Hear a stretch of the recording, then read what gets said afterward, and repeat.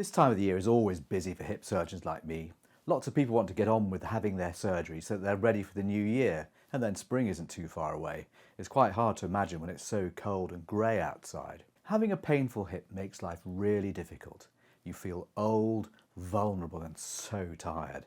You look up and realise that you've given up most of the things that you used to enjoy so much because, well, they're all too hard and painful. Before you know it, December suddenly lurches into view, and then it's Christmas. The thought of going to a Christmas do, dosed up on painkillers and struggling to stand for more than a few minutes at a time, seems almost unbearable. It's much easier just to sit down or stay at home.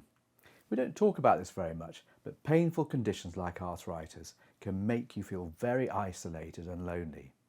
What's holding you back from doing something about your hip? For most of us, it's the fear of the unknown.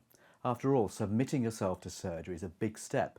And let's face it, the last couple of years have been very tough, what with the pandemic, lockdowns, and the NHS bursting at the seams. If you've got medical problems or you're worried about how you're going to cope after your operation, then of course it's even more difficult to take that step.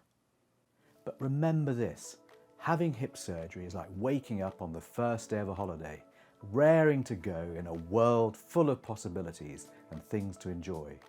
Within a few weeks of your operation, you'll be looking the world in the eye again, feeling years younger and with a spring in your step. The journey isn't always easy, but when you get there, you'll wonder why you waited for so long. Thanks for watching.